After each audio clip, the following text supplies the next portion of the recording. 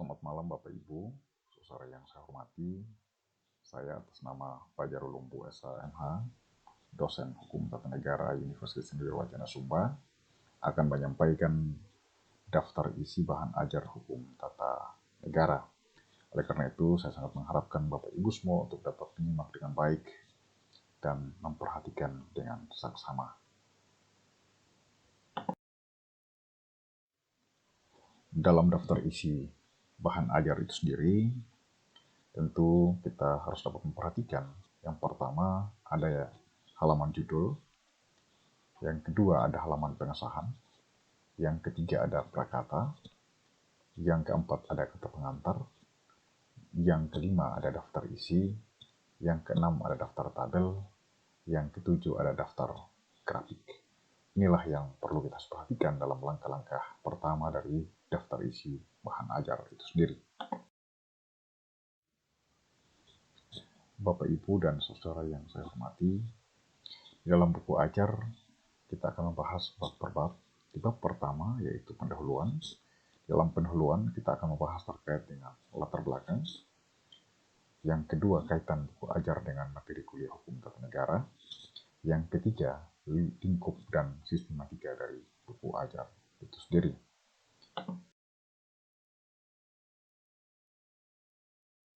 Nah, selanjutnya pada bab 2 dari buku ajar ini kita akan membahas terkait dengan hukum tata negara. Di dalam hukum tata negara tentu kita akan membahas lebih jauh terkait dengan pendahuluan. Yang berikut adalah pengertian dan ruang lingkup hukum tata negara. Yang ketiga, kita akan membahas sumber-sumber hukum tata negara. Yang keempat, kita akan membahas hierarki peraturan perundang-undangan. Yang kelima, kita akan juga merangkai atau menjelaskan terkait ringkasan materi dari pengertian ruang lingkup hukum negara beserta sumber-sumber HTN dan hierarki peraturan perundangan. Yang berikut itu kita akan membuat tugas latihan dan tentu memiliki daftar bacaan.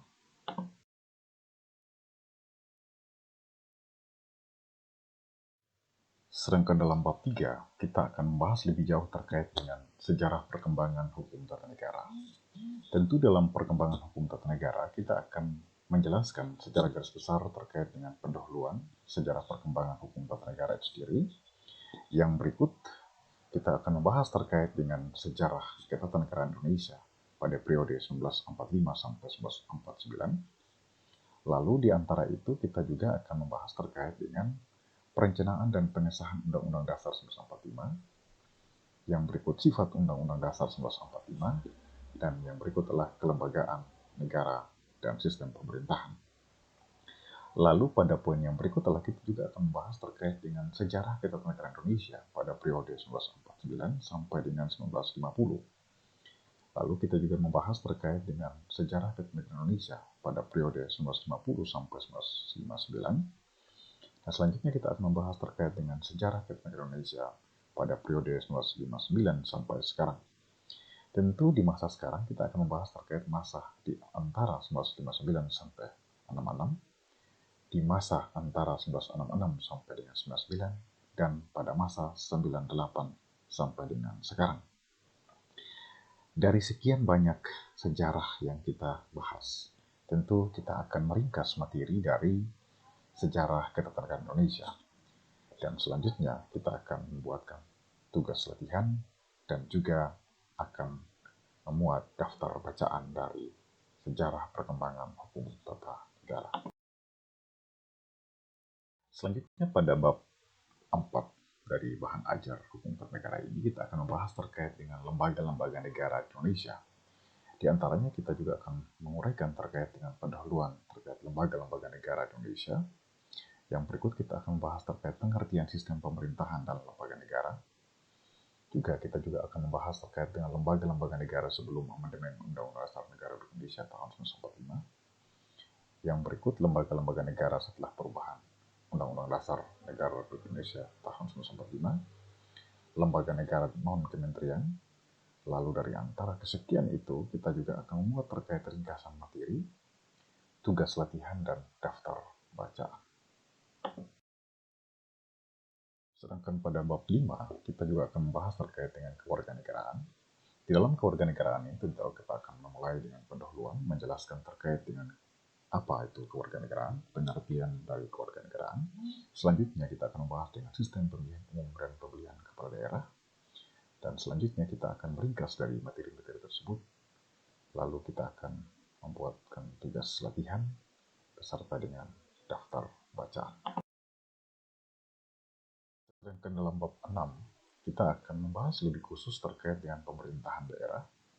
Tentu kita akan menjelaskan terkait dengan pemerintahan daerah provinsi, pemerintahan daerah kabupaten kota, pemerintahan daerah di tingkat desa, dan di antara pemerintahan daerah itu kita akan menarik sebuah ringkasan materi.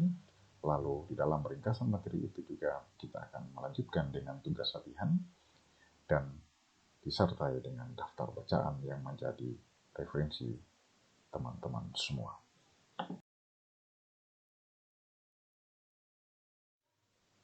Di akhir bab buku ajar ini, kita akan membahas terkait dengan hak asasi manusia. Tentu kita akan membahas terkait hak asasi manusia di Indonesia. Lalu kita akan meringkas terkait dengan hak asasi manusia dalam konstitusi negara Indonesia dan juga perspektif contohnya, dan tugas latihan, serta bahan bacaan. Di dalam buku ajar ini juga, tentu kita akan melengkapi dengan daftar pustaka, indeks, dan lampiran dari buku ajar itu sendiri. Sekian pemaparan saya, semoga bermanfaat bagi teman-teman semua.